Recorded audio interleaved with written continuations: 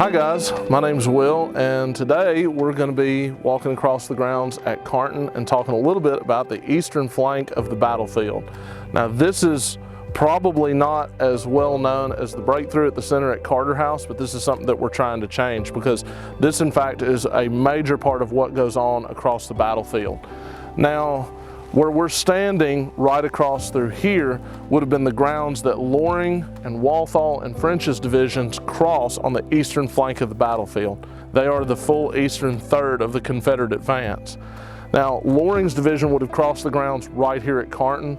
Walthall would have been visible over to their west, and French's division just out of eyesight over to the west as well.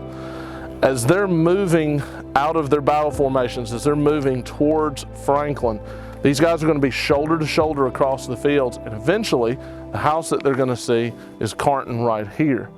Now Loring actually takes over Carton and uses it as a field hospital for most of the battle. As his troops are crossing these grounds, where we are right now is a little bit of a low spot. It's kind of below the high ground that Carton's built on. Once they get up to the top of that ridge where the house is, they're going to be within firing range and within sight line of Federal artillery under Colonel Isaac Newton Stiles. He's on the eastern flank of the U.S. lines, and his 12 cannons are going to rain fire down on Loring's division from roughly here at the house all the way back across the fields until they reach the entrenchments of the U.S. Army. As these guys are marching up through here, they have to know that this isn't going to end well for them. They have to know that they're going to come under heavy fire. But these are veteran soldiers, they know what they're doing, and eventually as they get up to the house and they start taking fire, they're going to double time it across the field, trying to close that distance as quickly as they can. Now, what you can see back here over behind me, this open field, would have been very similar to what they're marching across on the day of the battle. And as they get closer and closer to the U.S. entrenchments, they're going to start reaching Sawmill Creek. They're going to start running into some trees at the edge of the Harpeth River. And eventually, when they close on those U.S. barricades, they're going to be in for it because they're having to go uphill all the way to hit those entrenchments.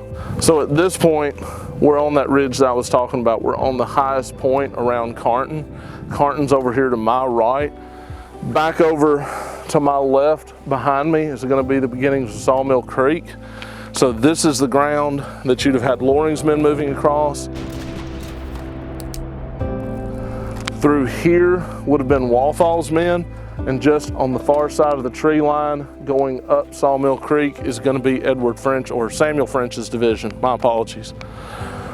As they're making their way up, Loring and Walthall have pretty clear ground to go through. So they really don't have any trouble moving across these fields at a pretty good clip. They are still taking artillery fire from those cannons up by Stiles, and even some of the guns that are further down around the cotton gin under Aaron Baldwin. As Samuel French's men were moving up, they start to run into a problem. Sears, who was the lead brigade, gets snarled up. They start moving pretty slowly as they start to cross Sawmill Creek, as they start to get into some of the brush. And so Cockrell actually moves around in front of him with his Missouri brigade, and they begin to take the lead as they move up towards the battlefield. Now eventually they would strike just right in front of the Carter cotton gin, and they would end up taking severely heavy casualties during the course of the battle. Walthall's division would move up at the same time that Loring's is. They're pretty much lockstep as they go across this field. But Loring and Walthall are already losing pretty good casualties to the cannon fire that's coming across here. They may have used solid shot, but most of the rounds that they're going to use are a type that explode, what we call case shot or Hotchkiss shells. Basically, they're a fused round, and when they would come screaming through the air, they would hit and explode either at head level or about waist level, and that's going to cause the most casualties of the cannon fire that's coming across here. They're basically cutting holes in the line as the Confederates are moving forward.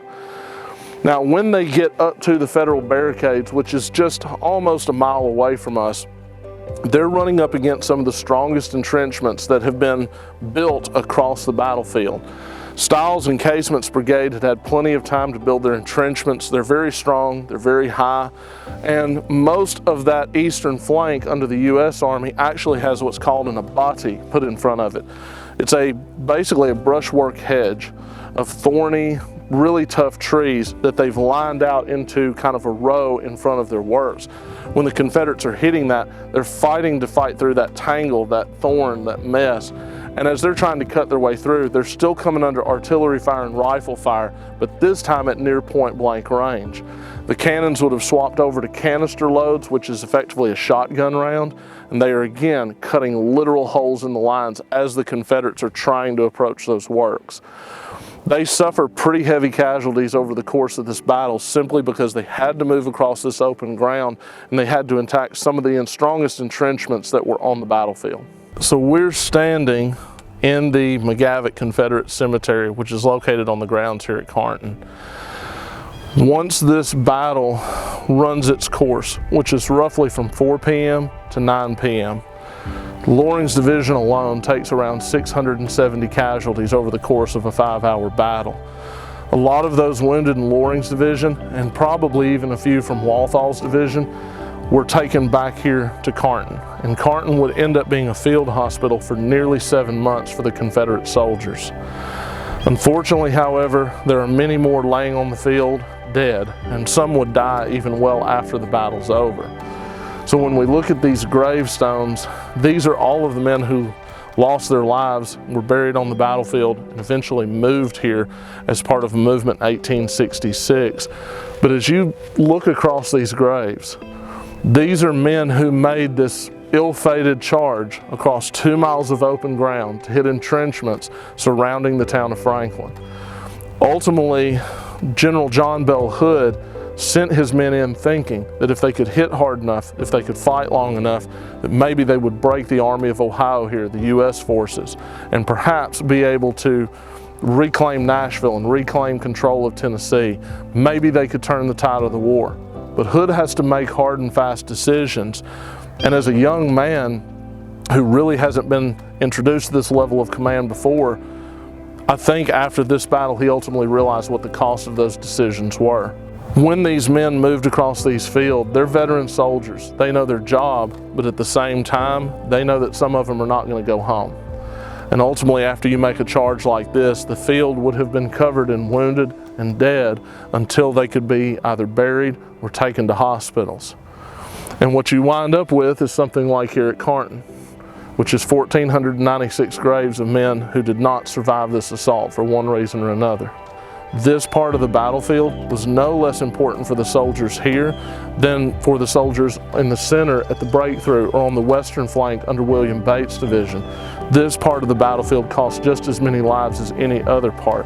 And that's why we feel it's important to educate visitors here about the eastern flank, what part it played in the battle, how it was important to the soldiers and eventually to our efforts to reclaim it and turn it into something that people can see and visit today.